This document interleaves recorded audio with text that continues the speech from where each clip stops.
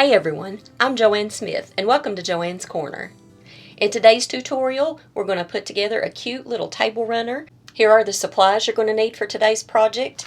I picked these up at Walmart, and these are 5-inch squares, 5 by 5 inch, and they are, these are 5 designs, and there's 4 of each design of the solid colors, and then these, the same with these. And I also got some of these strips. These strips are 2.5 inches by 42 inches, and there's 5 designs, and there's 4 of each design. These will be great to do the binding with, or like if you want to strip down the side of the table runner, we can use it for that. You'll need fabric for the back of the table runner. You'll need fusible fleece or quilt batting. If you're using quilt batting, you'll need some kind of basting spray, and you'll need clips, an ironing board. I have my rotary cutter. You'll need a pencil to mark with, and my scissors, and of course our sewing machine. So let's get all this laid out and we'll see what we're getting into here. I have taken out the squares out of both of these packs, and we have solids and we have patterns. So I've just kind of mixed those up a little bit and just place them where you want. And I have 6 long. You can see that, 6 long, and then just 2 across, because I don't want it to be too big. I don't want it to be too long for my table. I just kind of want a little centerpiece thing. So you can make this as long as you want, as wide as you want. I'm going to be working from the right side and going down this way. So what we're going to do first, we're going to be sewing this one to this one, this one to this one, this one to this one, and so on. So what we want to do is take this square and put it right sides together with the one above it. And we're just going to sew right down the side, and we're going to use a 1/4 inch seam. After you sew the 1/4 inch seam, then we're going to open it. And we're going to flip it over, and we're going to press it. And just press it to the side, press it to one of the sides. If you want to press it back toward the darker side, that'd probably be best. Next, we're going to our next little thing here. Just lay this one down that you've already sewn together and pressed. We're going to do the next one and just do the exact same thing. Take our bottom piece, place it right sides together, and then take it to our sewing machine and do a 1/4 inch stitch all the way down. And then press it, and then do the same thing all the way down to the end. Now we have all the pieces sewn together, the 2 pieces, and pressed. And we're going to take the end piece, scoot this down a little bit, and we're going to flip it over and do right sides together. And we need to line up our seam, nest our seams, and get everything lined up as it should be. And you can pin it or you can clip it. And then we're going to take it to our sewing machine and sew a 1/4 inch seam across through here. And then we'll open it up and we'll press it. We'll press it on this side and the other side. After we press it, we've got crisp lines going this way, and then I've got it pressed to one side on there. So we're going to go to our next 2 blocks, and we will turn this over right sides together and sew right down through here. And then when we open it, that'll be one more little strip we got there. And we're going to do this the same way. When we get that sewed on, then we'll come in with this one and do right sides together and sew right down through here. And we're going to use a 1/4 inch seam and press both sides each time you sew. After getting it all sewed together and pressed, you should have a piece that looks something like this. Next, we're going to take one of these 2.5 inch by 42 inch strips, and we're going to measure it along the side, the long sides and the short sides. And we're going to cut out a piece that would fit here and one that'll fit down the sides. But we're going to put one on each side and one at the end, at both ends. Next, we're going to take one of our strips that has a pattern on it. You can pick whatever you want, and we're going to cut it to the length of our table runner, and then we're going to fold it and pin it down or clip it down, and then we're going to run a 1/4 inch seam right down through here, and we're going to cut one for the other side also and do the same thing with it. And be sure if you've got directional fabric that you put it to where it's going to not be upside down when you flip it back over. And then we're going to press. After you have sewed it down through here and pressed it, it should be looking something like this. Now we're going to do the same thing to the other side. And we'll just flip that right sides together, pin it or clip it, and then sew a 1/4 inch seam all the way down, and then press both sides.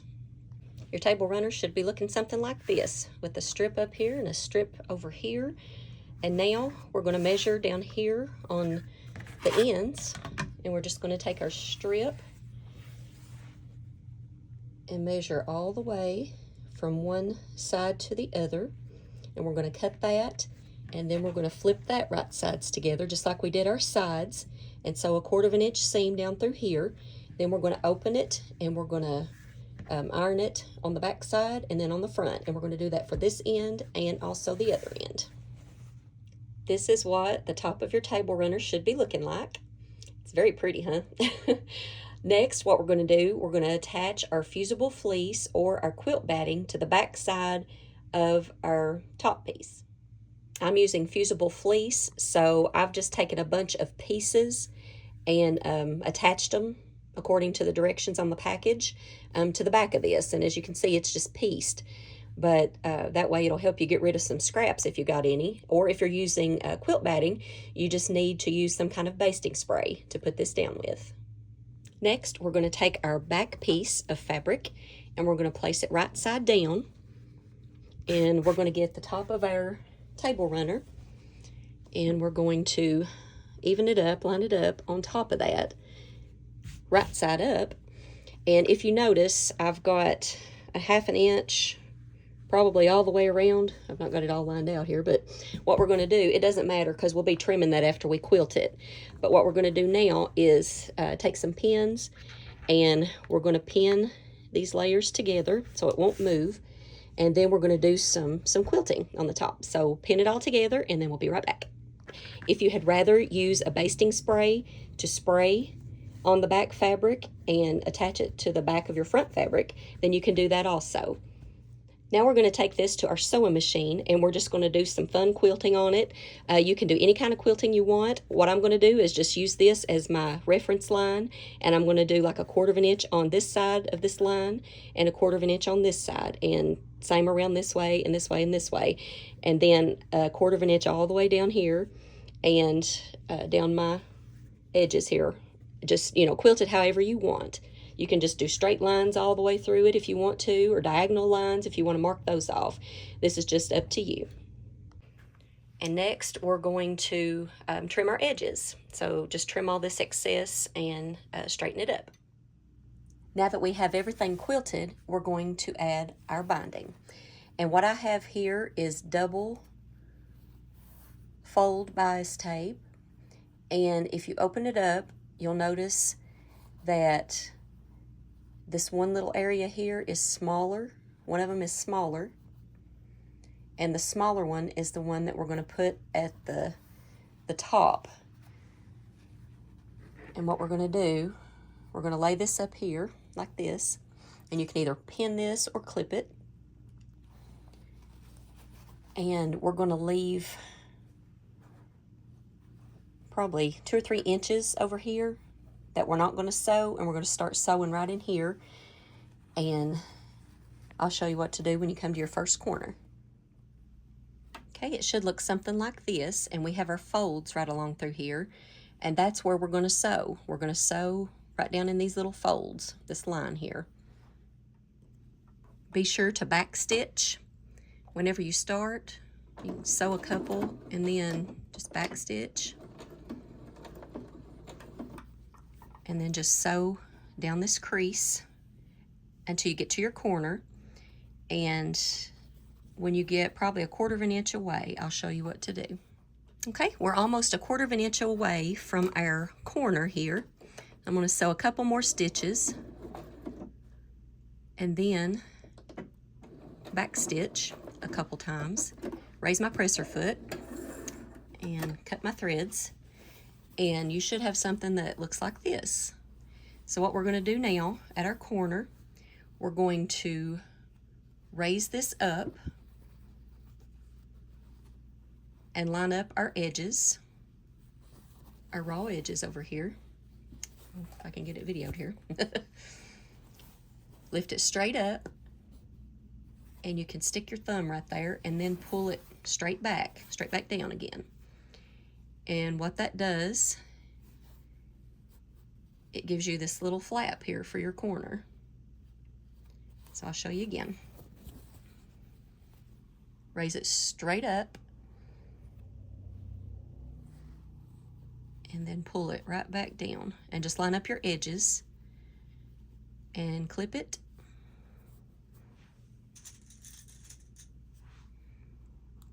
And then we're going to start stitching from the top here, back stitch, and then stitch down this crease right here all the way around. And we're going to do that to every corner. That way we'll have this little flap.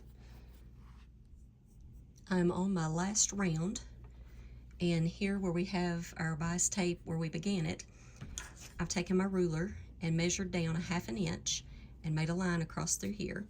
And then you're going to just lay this on top of that,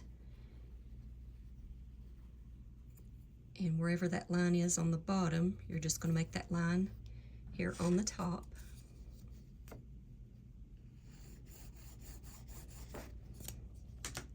And then we're going to cut about 1/2 inch above the line that we just made. And now what we're going to do, we're going to put these together like this and just pin that, and then we're going to sew right along this line here. After you sew those two pieces together, just open your seam and then go back to where you stopped and just continue to sew right across that seam there to your beginning sewing stitches, and then back stitch. Now we're going to fold our binding from this side over to the other side, from the front to the back, and just make sure where your little line is right here, make sure that you get this over top of that, but also make sure that it's not going to, that you're not going to be sewing over here in this this white space. Make sure that you get just as close to this as you can, and just clip. And when you get to your corner, we'll make sure those are pushed out.